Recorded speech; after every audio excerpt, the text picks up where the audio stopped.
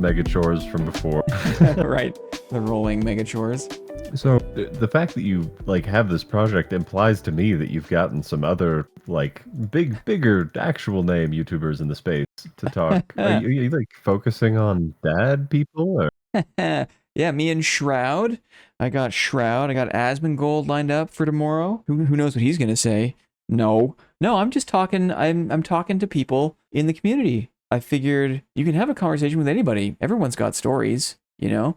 Everyone's got something interesting to say, and we're super lucky to have a community, an international community of gamers. You know, we have like a shared perspective on like a similar set of kind of like gaming things, but everyone's got like a different take, and so why not ask people if they would be interested in doing like a little conversation where we just learn more about them. It's just like an interview series for regular gamers in our little community. And that was the idea. I like that. Enhancing the community. Yeah. And so you're number 5. So thanks for taking a chance on me, buddy, and jumping on a call. Hell yeah. Heck yes. I'll yap. I can yap. You got the yap. The yap is strong with this one, I think. So the way this is going to work is I've got some questions I'm going to shoot your way, and you can just let me know what you think. One of those questions is going to be, can you recall one of the most memorable moments from gaming in the past year that you had? And I don't want to catch you off guard with that one. And so I'm kind of giving you like a heads up now. If at any time during the conversation you remember, or like, hey, this part of the conversation reminds me of this thing that happened. Oh my goodness. Feel free to interject at any time. Okay. It just came to mind, and I remembered I was going to make a video because I recorded it. It was I was playing Dark and Darker. Don't tell me now. Don't tell me now. Oh, I've got it. Okay, go for it. We can start with it if you want to. Go for it. It hit me like an epiphany. Okay, good. Let's do it. Let's do it. It was a normal experience where you go into ruins with 3 people, and you know one of them maybe dies and decides to leave. So it's just the 2 of you left. And I went down to hell with this guy, and we fought so many people and won. Oh, that's great. Eventually, he did die, but very memorable. So you were outnumbered basically the whole time after your trio died and disconnected. So it was you and some other person, and you just went the distance, and it was awesome, kind of thing. Yeah. When he finally did die, I felt so bad about it because we were fighting together, and we couldn't hack. And there was no chance for a res in Inferno, I assume. No, it was down to the last few minutes, and we were contesting a group of 3 for their blues. And I ended up like running away and then coming back in and stealing one, I think. Did you have comms with this guy, or was it just kind of like... No, he had like no mic, if I remember correctly. I'm trying to look up the file now. Yeah. But man, it was so good. At one point in hell, he like got ambushed while we were separated, and he led them back to me, and we cleaned up. Right on. Were you playing as a fighter or as a bard, or? Yeah, we were both fighters. Both fighters. It's always fun to go the distance with some, especially when there's no mic. Like the way you have to communicate, even if just by like flailing and running around, is always kind of a fun challenge. Right. You like have to be on the same page. There's something so charming about trying to direct someone's attention to like a blue arming sword or like some piece of gear that you want them to have, but there's no really good way to do that other than just to kind of like attack the ground, Yeah, the point emote doesn't make any noise. Yeah, that's it. Cool. So Lyrebird, thanks for your time, man. Welcome into the water cooler. I am so glad to be here. What is this would be the first question for you is, what's the origin of your handle, of your Discord name? What's the origin of Lyrebird as your gamer handle here? Man, so I mean it's 2 very simple ideas, right? One is the lyre. It exists in game. It's an icon of the bard, and I chose that moniker when I started playing Dark and Darker. So there's that. But there's also the fact that I can whistle real good. The lyrebird is a real bird that can replicate almost any noise it hears. Oh, wow. I have like a problem where if I hear even like a jingle in an ad, I'll be whistling it for the rest of the day. So it felt spiritually correct. Now, who told me? This is another kind of indication of like the strength and charm of our community, but I don't know who told me. Maybe it was Moss, maybe it was Clippy, maybe it was somebody else, but like the reason you're good at whistling is because you've worked alone or for many years, and you just like so like whistling was a way to keep Oh, yourself company, kind of thing. Is that right? yeah, it was probably moss. I mean, it's like a way to deal with stress. It's a stress management technique, I think. Sure, sure. I do it more when I am stressed. That much is true. So I guess that goes hand in hand with playing Dark and Darker because, especially in the early days, it's not an unstressful experience. Let me just put it that way. Indeed. Yeah. What part of the world are you currently in? And you don't need to be specific, but just to give people an idea of whereabouts you're at. I'm in Colorado. That's the Colorado is the unverifiable location. Got it. Uh, Colorado, cool. Specifically, I live in the mountains at like almost 8,000 feet of elevation. Oh my It's pretty- goodness. The air is thin here. Whoa. It's a good time. Whoa. It keeps the riffraff away. Uh-huh. Absolutely gorgeous. Have you lived there your whole life? No, I only lived in the mountains for Oh. like the past 5, and in Colorado for like the past 10 or 11. Uh-huh. Before that, I lived in Texas. Okay. So I've kind of been around. Cool. Yeah, so a couple things. Number one, I'm still getting used to the whole process of like hosting these conversations over Discord. You know, there's like probably like a second and a half delay. I'm realizing I'm pretty like, I guess you could say I'm nervous, but like I'm pretty tuned into like conversational timing, and it's really hard for me to let go. It's kind of like when you're trying to block in Dark and Darker, and there's like the desync issue, right? You have to kind of anticipate that there is like what you see with your eyes is not what is actually happening, like server side. And so I have to remember here in conversation that what I hear with my ears like isn't real time. There's a delay, and I need to kind of like chill out and give people time to respond before I just kind of launch into the next thing. So some growing pains on my end. Bear with me. Yeah, I'm already bad at that like timing thing without the Discord delay. So I talk over everybody. I'm sure you've noticed. No, you're good. It's amazing how sensitive the timing is, right? Like we're social creatures and we're so attuned to like a certain pace of conversation.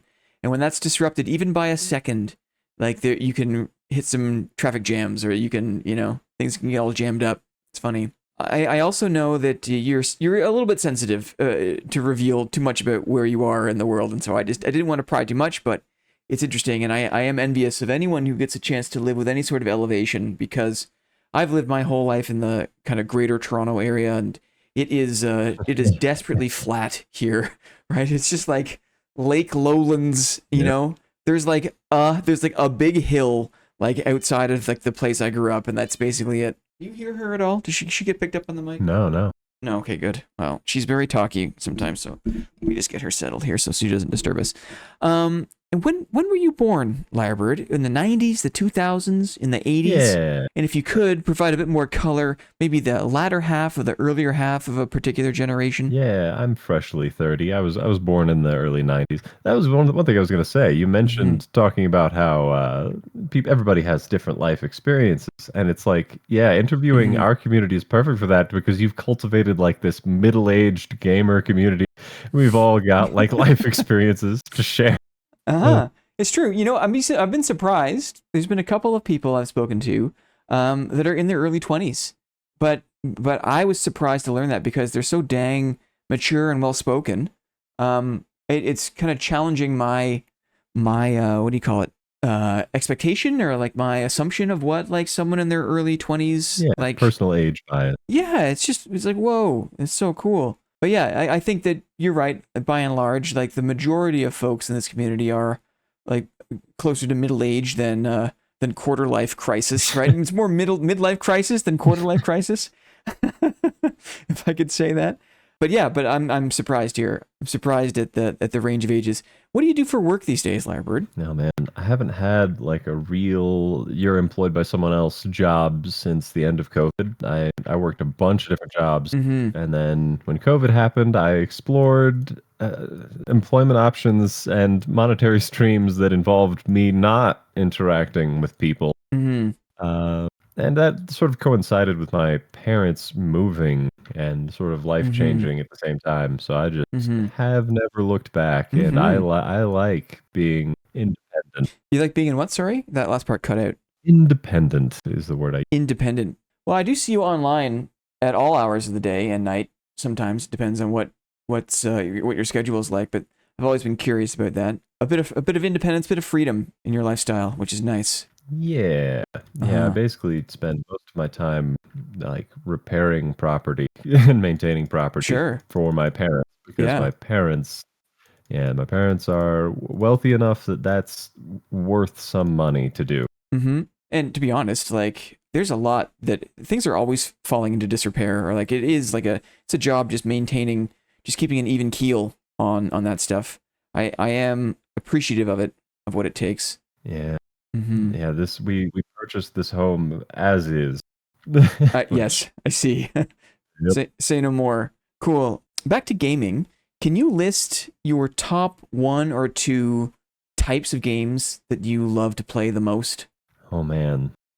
See, it's weird too because the two types that I enjoy the most are kind of like opposite. Mm-hmm. Um, like one is, first person games, like Dark and Darker, where there's sort of things happening and you're there in the action. And you can kind of extend that to third person games like Helldivers or whatever. It's the same Mm-hmm. itch where you want to be there and you want to attach like your sort of brain's kinesthesis to the virtual character, right? Mm-hmm. Oh man, speaking of virtual kinesthesis, like have you ever played Mirror's Edge? No, what is that? I should know that. There are two of them, and they are parkour video games. Oh wow. Pretty incredible, great stuff. Mm-hmm. Anyway, that's one genre, and it's my favorite. Mm-hmm. And then the other is just turn-based strategy. I can't Mm-hmm. get enough of it. It's great. So for be there is another way to say that is like really immersive games. Is that like a fair thing to say? Or would you characterize it a different way? Yeah, I would say that like in order for me to like feel like I'm moving left, when you do the IRL dodging, any game that gets you to do IRL dodging, right? Yeah, it's ticking enough boxes. Did you ever get into VR? Was that a thing you ever explored? Yes, I got myself one of the Yeah, vibes for yeah, just under $1,000 for yeah. one, and yeah, I remember one weekend when I still had a job. On the weekend, I spent one day completely infused with the devil's lettuce, and I just spent the whole day on VR playing Star Trek Bridge Crew, Oh and yeah, and there's like four people at like the table, and you'd all be assigned different stations, kind of thing. yeah. Yeah. It wasn't that play session, but there was one time playing that game where I ran into a guy where he was like really good at it, and he taught me the game, and we played in like the retro mode where you're on the 70s, Uh huh. like the 70s show version of the bridge. Uh huh. Anyway, that the vibe is pretty great. Yeah. It still gives me like I can only do it for a few hours at a time Sure. before you get a headache. You have to stop Yeah. at least for half an hour or so. Yeah. Well, I'm so glad that you're into VR because if immersion is your bag or is at least half of your bag, then I would be surprised to hear if you hadn't been exploring that stuff. Yeah. Kind of weird that it just kind of it never really broke through beyond kind of like a hobbyist core of people. Like it's just the technology is either so uncomfortable or expensive or like inconvenient that it never really hit a critical mass kind of thing. Yeah, $900 for an uncomfortable experience is not something that's going to draw most people in. Yeah. Yeah. So fingers crossed sometime in the next 5 years they figure out how to make it like a couple of eye cups or like I don't know, they figure it out so that it's a bit more comfortable because I fell in love with the experience of VR. I was a quote early adopter. I wasn't like super early, super nerdy engineer level, but I got like the 1.0 HTC Vive. I got a gaming laptop at the time that I thought was going to be powerful enough to run it. It was not. And like I was Yeah, getting like 20 frames, 15 frame. It made me feel so sick. I could only do it for like 20 yeah. minutes at a time. But eventually I got a better tower and I could do it and I fell in love. There was like a year, maybe a year and a half where like it was probably around 2017 where it was just like it was probably the best year for me in VR. But then after that I just like it didn't I don't know. Some of the game titles didn't keep up with my expectations or like I had experienced it so thoroughly and there wasn't as many kind of breakthrough advancements and it just kind of fell by the wayside compared to the quality of desktop PC games. Now I rest my feet on my HTC Vive box. So I've got the whole kit like under my feet as we speak. It's been there for like It's 6 years or something. It's sad. still getting money out of it. Still delivering value. Yeah. Cool. What's your favorite time to play video games? Because like I said, I see you online at all sorts of different times. Do you have a preferred time to like lock in, play games? Yeah, I mean, it doesn't correlate to a time of day, but like right after I wake up, I have like health problems, so I've got to like get into the day, Uh and huh. then I'm good. Like Uh huh. so, like for evenings, I guess would be the answer. Uh huh. Once you're kind of fully awake and like in full stride of your wake cycle is probably the best Yeah, time. Yeah. the Lyrebird TM shakes are the worst in the Uh, morning. yeah. Do you know what causes it? What's the do you You care to know, disclose those things? I got some health care recently. Here in my country, it's a little bit harder than in your country. Yeah. But it's still a question mark. Well, Godspeed with that, Lyrebird. At least you eventually do get up to speed, and it's not a thing you're dealing with 24/7, which is, I guess, like some cold comfort there. Yeah, hmm it made some jobs very awkward. Yeah, go ahead. Do you hmm say what? Please change the subject. Well, the next thing is this is just kind of like the last question, and to fill it, the kind of like demographic, kind of like mechanical side of things.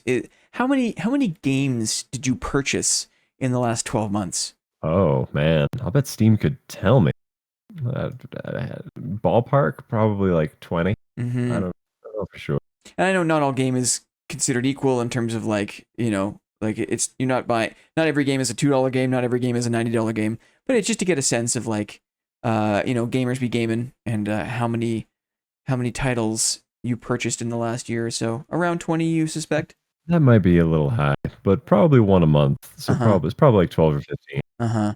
I do like store Steam sale. No, a good Steam sale is very, very hard to resist because some things you just get so much dang bang for your buck, don't you? You find a good game and you get like hundreds of hours out of, and if you buy that game for like $8, it's like there's almost no better way to get value from money, you know? Yeah, yeah. How do you feel about PvP in games? Man, it definitely has to be implemented correctly. Mm-hmm. There's a new game I've been looking at called Ashes of Creation, and during their alphas, they did nothing to disincentivize PvP, and very quickly they changed that. I see.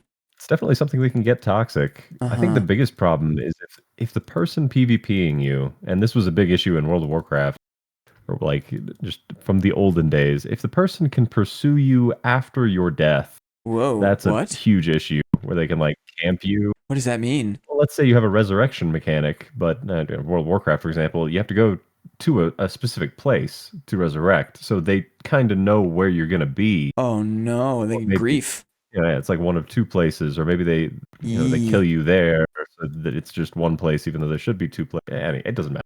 But the point is, that's the worst Mm, part about any PvP is like, okay, you've killed me, you've won, and then you get to keep harassing me. That's the worst. yeah. Like in that case, like your only recourse is to like log off for like a time, right? That's not good. Indeed. Yeah. Rust culture right there. Oh, gross. Yeah, I know that PvP isn't for everyone. I don't think that you have a like you seem to be skilled in when it comes to like PvP combat, at least in like the game that I'm familiar with you in. But I'm just curious to get your thoughts on like the player versus player experience more broadly. Yeah, I mean, we don't have AI that's complex enough to simulate what people do, so people Mm-hmm. make the best enemies, the most Mm-hmm. dynamic enemies that you can have. So Mm-hmm. PvP is generally good as a rule. Mm-hmm. That's actually really interesting that you brought that up. Is there any title, any game you can think of where the AI has come closer to approximating the kind of, what it feels like to play against another human? Man, I know there's a couple of examples somewhere in my brain. I'm trying to think. Let me look at my Steam library. Maybe that'll Hmm. pop it into my brain. I guess it depends on the game, right? Like if you're playing a game of chess, there's very little that separates like a human player from an like an AI player in terms of like people like there's no like physical quality to like the moving or like the decisions kind of like a really good human chess player is going to play like an AI, and in chess there's very little kind of room for the expression like a human expression. I think I don't know chess that well, but other games where it's more open world or there's a space and you can really tell how like it's just very difficult for like a bot in Fortnite. It gets obvious if you run across a Right, right. bot in a game like that. It's like ugh, like that's clearly a bot, right? Oh man. Yeah, I can think of games with good AI, but none that have like a PvP mode.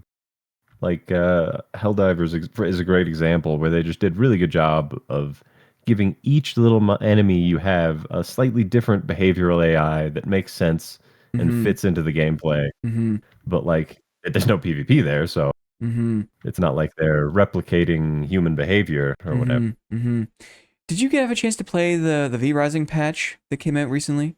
V-Rise, I have not played that game even one time. Oh, okay. Great game, vampire survival game. But there's the content patch that came out. They introduced like a new biome, and there were NPC enemies in the new biome that are like high level, like end game NPCs. And unlike some of the other mobs in that game to that point, I was surprised when I got to that environment. They were like evading away from me, and if I did damage to some of them, they would like drink health pots. And I was like, whoa, like not only compared to the other NPCs in that game, but like just compared to like other fighting other NPCs in other games. I was like, this is another step towards like simulating what like a player would do, right? That kind of caught me off guard. It was cool to see. Yeah, Tarkov came close, but it's still very much you can feel that they are bots. Uh-huh. Do you want to try a bit of a lightning round where I'm just going to fire a bunch of questions and you're not obligated to go deep. You can just kind of stay on the surface and answer a few questions in a row. All right. Okay, cool. Okay, here we go. Lightning round. What's your favorite thing to drink? Oh, drinking a Dr. Pepper right now. You're not the only one who's responded with Dr. Pepper. You may be happy to know. That's your favorite thing to drink, you would say? Other than water, yeah. Yeah. Water's good too. Another person has answered water. Very good. What was the first PC that your family or you had? Oh my God. I don't even know. My dad is like a Silicon Valley computer guy, so Oh, like you could answer that with almost anything, I think. wow. So they've just always been there. Yeah, he owned the oldie types. I think he had a Commodore Oh yeah. for gaming. I forget. But he coded his own like solitaire on his Oh little wow. machines. He's OG computer guy. Yeah. Like mainframe dude. Yeah. You know? Yeah, so I don't know what the specific answer is to your question, Uh-huh. but Well, there is an interesting one somewhere. sure. What are some of the first systems you can remember using as a kid? Oh my goodness, definitely Super Nintendo, Super Uh-huh. Mario on Super Nintendo. Uh-huh. That was formative memory. Uh-huh. Well, the next question is, are you a Nintendo kid or a Sega kid? Or if you're a bit later in the timeline, are you a PlayStation kid or an Xbox kid? I would go over to my friend's house to play the Sega, and later it was the same with his PlayStation, but I had the Xbox and the Nintendo. Yeah. Uh-huh. What's the one candy or one snack food that you have to buy from the convenience store whenever you're there? Do you call them convenience stores where you're at? Some people call them corner stores or Yeah. bodegas or whatever. Convenience store, I think, is the chosen term It's the that I would use. local vernacular. Yeah. Uh-huh. I used to work at one, so the answer is none. They all make me want to retch. I see. Right, you've got a sensitive gut, don't you? Yeah, that too. Yeah. Uh-huh. So, well, I mean, that's another thing. You've got a natural kind of barrier to crap food. That's good. Yeah. I stay healthy by being unhealthy. Well said. Uh, The next question is, can you cook? And if so, do you have a specialty dish? We're playing T-ball now, Lyrebird. So, other than goulash, there is one that I make a lot, and I might as well talk about that. Sure. Uh, which is just I use chicken meat and fresh tomatoes to make this wonderful spaghetti, and I put Ooh. chopped up carrots, very finely diced carrots, into the noodles, and it Oh. gives it this crunch. It's great. Oh wow, what kind of noodles do you? Oh, spaghetti. Into the spaghetti Yeah, noodles. Interesting. Finely chopped carrots. Dark meat or light meat? light meat Like for like a for breast that meat. meat. A breast meat you use. Indeed, You yeah. cook them with tomatoes. Awesome. So it seems like I'm detecting a theme where tomatoes don't seem to bother your stomach too much. Um, I love tomatoes, and everyone else in my family kind of doesn't. yeah, interesting. What other foods are soothing for you or comfortable for you to eat?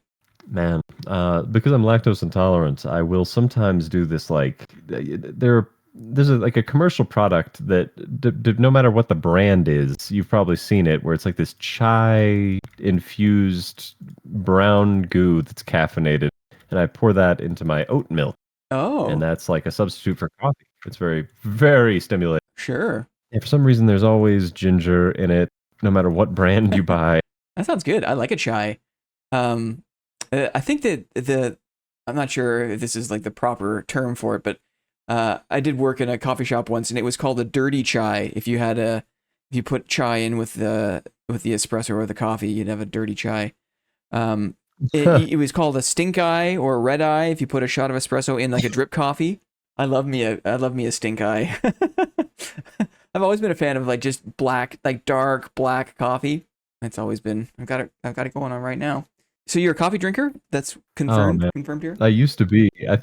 The one time I got fired from a job, I was like, kind of just, I literally high on coffee, but also like that there were supervisors that didn't like me, and they took Sure, advantage of something I said to a customer. The customer did not take offense, I see. but the managers were offended for him. It was enough. Yeah, right. But yeah, I probably wouldn't have said that silly thing at all if I hadn't been. Oh my! That was that was one of my first jobs, and they had a break room with coffee, and I'd never seen that before. And I was like, okay, I guess that's the thing you do is you drink coffee all Uh day. huh. Uh huh. And yeah, I don't respond well to stimulants. I've decided. Yeah. I'll tell you here. I'll make you a deal. If you tell me about the worst job you've ever had, I'll tell you the worst job I've ever had. I don't want to put you on the spot. That's I'll go first. My worst job was the first job I ever had, and I worked in a department store restaurant kitchen. So it was not a great okay. kitchen, and was totally overwhelmed by it, and did not like the lunch rush, the dinner rush, and I was instructed by my superiors, my elders and betters at the time, that if you were ever unsure about how to cook something, you just put it in the microwave and you press 5, and then out it goes. But that job was a rude awakening to the kind of like just how hard it is to work in kitchens. And I actually worked food retail for a number of years after that, but none of them thankfully were as bad as that first spot. But that was definitely the worst job I ever had. I was thinking back to my first job, and you talking about your experience shook loose this like repressed memory. I was like, oh, that wasn't my first job. Right. Ah, That other horrible experience was my first job. uh-oh. All right. It's story time. Uh-huh. So my first job was a pizza place in Austin, Texas. Okay. It wasn't a chain though. It was owned by this one guy. I won't say his name. Okay. And he had this was his only location at that time. I had heard from the grapevine that he had another location, but his employees or he had burned it down. Oh. Uh, Things I witnessed while I was there. I saw the owner and my boss wrestle his brother, not like in a fun way, like in a fighting kind of way in the front lobby. I think they destroyed one of the tables. Okay. What else did I see? Oh Yikes. yeah, there was a guy who spoke no English at all. He spoke Spanish, and I spoke some Spanish from high school, Sure. and he taught me how to cut every kind of vegetable. I didn't really know how to like chop bell peppers, for Nice. example. Yeah. He taught Nice. me. Uh-huh. Oh man, I cut like a piece of my finger off once on the slicer. I only worked there for like 3 months, but it is such a Uh-huh. powerful memory. Felt like eternity. And Yeah, for sure. I Hey, remember, was it the first job you had, you said? Was it the first one? yeah, Yeah, it's always overwhelming, hey? What else do you remember? We got one more there? yeah. One time they they ran out of drivers, so they sent me out to like No. deliver pizza. And it was my first time doing it, my first delivery. And as I rolled up to the house, I like rolled over a nail and I heard Oh, my wheels start to hiss. yeah. Yeah, that noise. I. Uh, so immediately I just had like more car trouble than was worth the $4 tip I got, obviously. Dang. Yeah. That sucks, man. It's amazing that we made it through, right? We're here now. GG, buddy. We made it through. Back to gaming. What is the longest gaming session you ever had? Like butt in chair kind of like duration, you know? Man, it wasn't recent. I've got to like hit the bathroom every 3 hours these days. Well, I mean, you can take a leak and come back. Like, what is like the longest session, including small bathroom breaks. Like it doesn't have to be like, you're not going on like a water fast, No shit bucket. Oh, come on. No. Probably somewhere around 15 hours. Yeah. But I certainly never recorded it. Right. Any idea what game it might have been? Yeah, it's got to be a tie between either like my early 20s and Tarkov, or like my early preteens and World of Warcraft. Yeah. I mean, I assume because you grew up in a home where there was just always computers, like it sounds like your life has just been kind of one giant like computer session with like various other things on the periphery. You know what I mean? Yeah, there exist people who would say that about me. How many Yeah. hours on average do you sleep at night?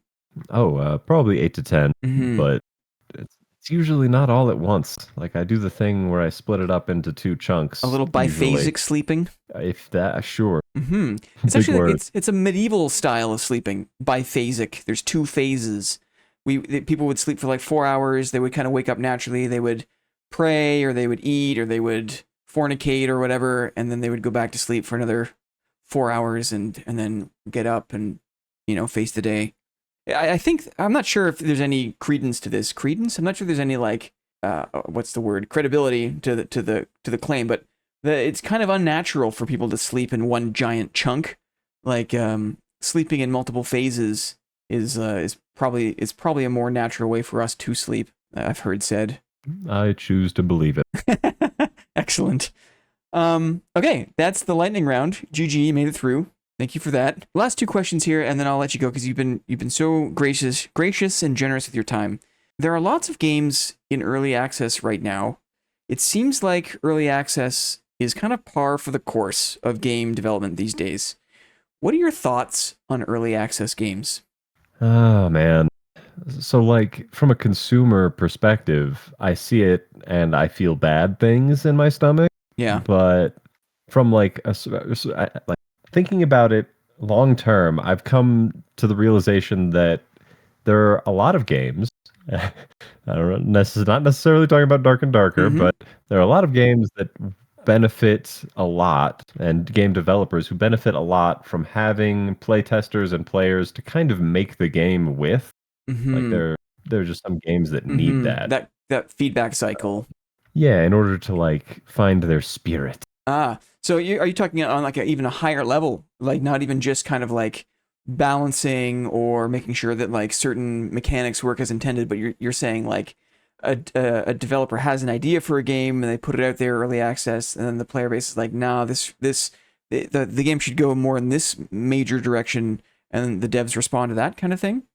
Yeah, like people make their own fun out of any Mm-hmm. game. Like I remember playing a racing game a long time ago, and like people would play a game called Cat and Mouse, where you try to get your little tiny little mini coupe across the finish line first, and you would play in teams of two, and the person who was not in a mini coupe gets to use the most powerful car in the game. I think it was like an Enzo Ferrari or something. Mm-hmm.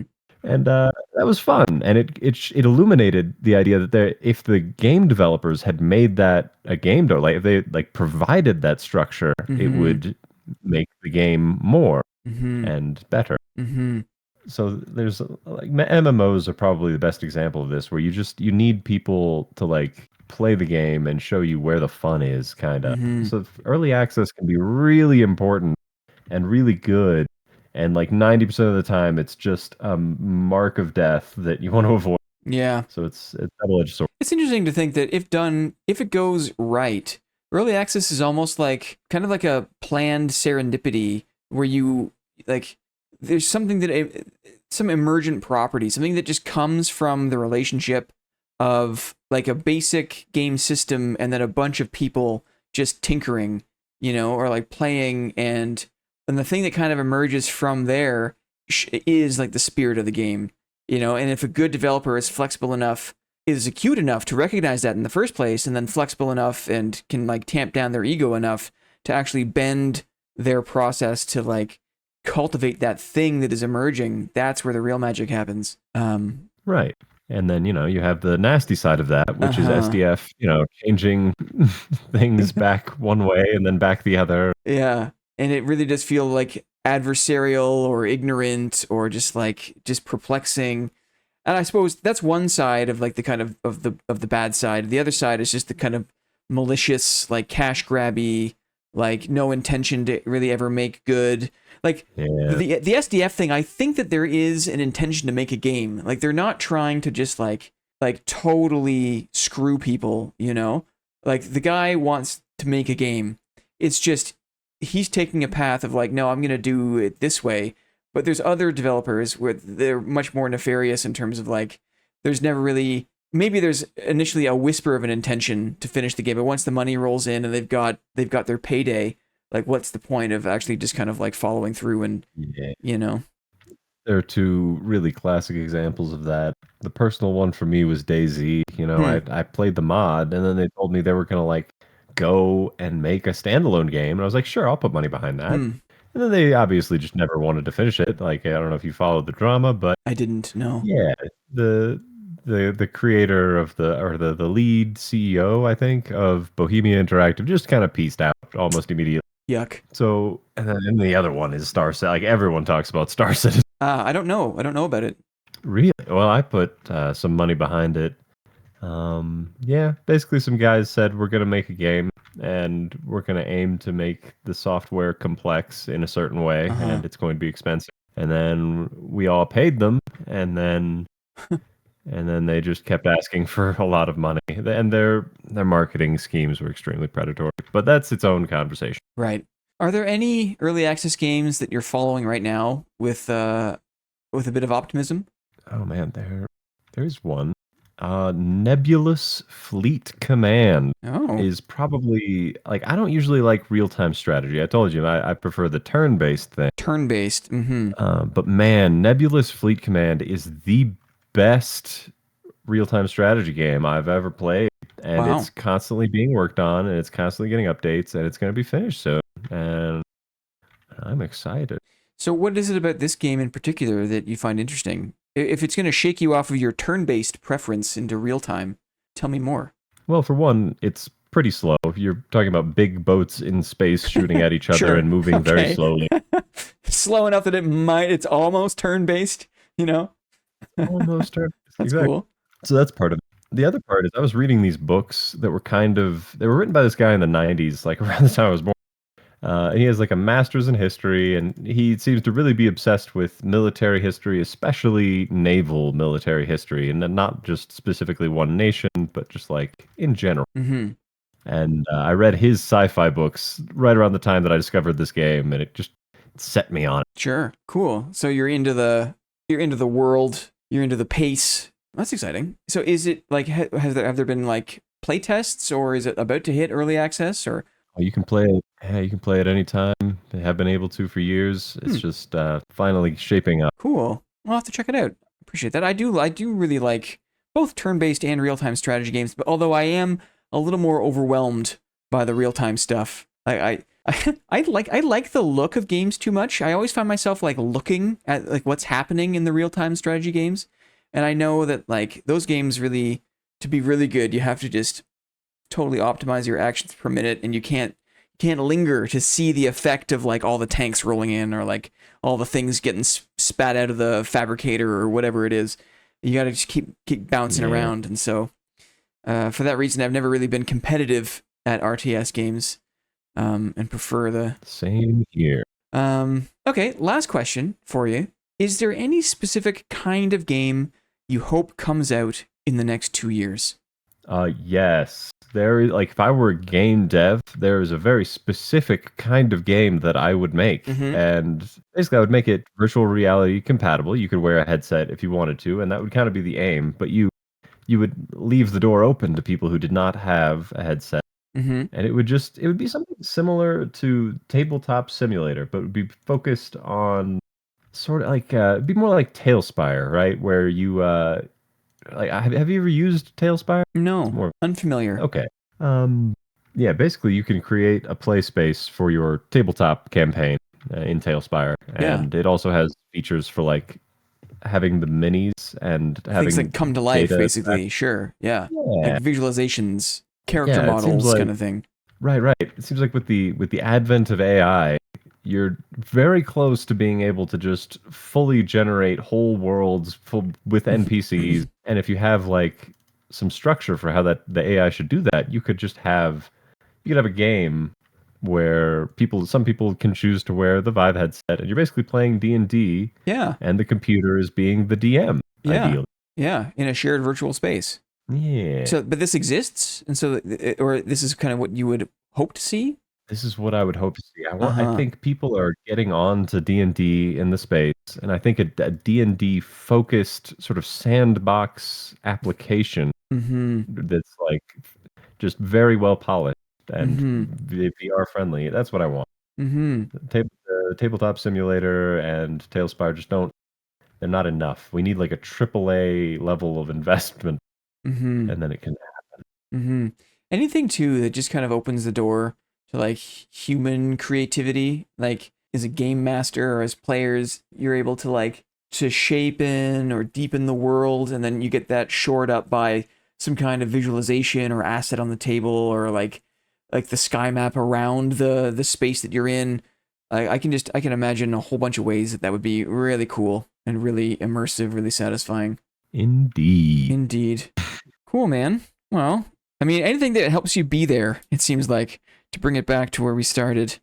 Lyrebird is a fan of immersive games and just painted a lovely picture of a future game that would dovetail with creativity, but create some real. Nothing creates a sense of immersion more than kind of a sense of ownership in a weird way. I've realized now, right? How do you mean? Well, I guess like if you feel like it's your idea that's coming to life, or if you feel like it's your character, there's another level of investment in that thing, where rather than just kind of like stepping into a skin or stepping into a character, maybe that's why like BG3 was so, it still is so pervasive and like cherished, because of the amount of flexibility you get to kind of make your own avatar and step into that. But I can imagine it to the nth degree, where when you give people the chance to kind of to generate the thing and have that be an extension of themselves, it just makes it even easier for you to be immersed, to feel a sense of ownership of that, and to really, I don't know, it just heightens the immersion, I think. No, I totally get what you're saying. Awesome, man. Well, I can't thank you enough for your bravery today, for being a part of this experiment with me, sight unseen, having no idea what I was going to ask you about. Thanks so much, man. I really appreciate it. Yeah, you briefly brought up current events, and I was like, am I going to answer questions about Israel? What's going on here? No, that's year 5 of the YouTube channel, when we've exhausted all other topics related to gaming and we're forced to do daily news and other broader internet reaction content. So we've got a few years to go before that's on the table. We'll wrap it up there, Lyrebird. Thank you again very much. Appreciate it. Yeah, no problem, man. Okay, take it easy.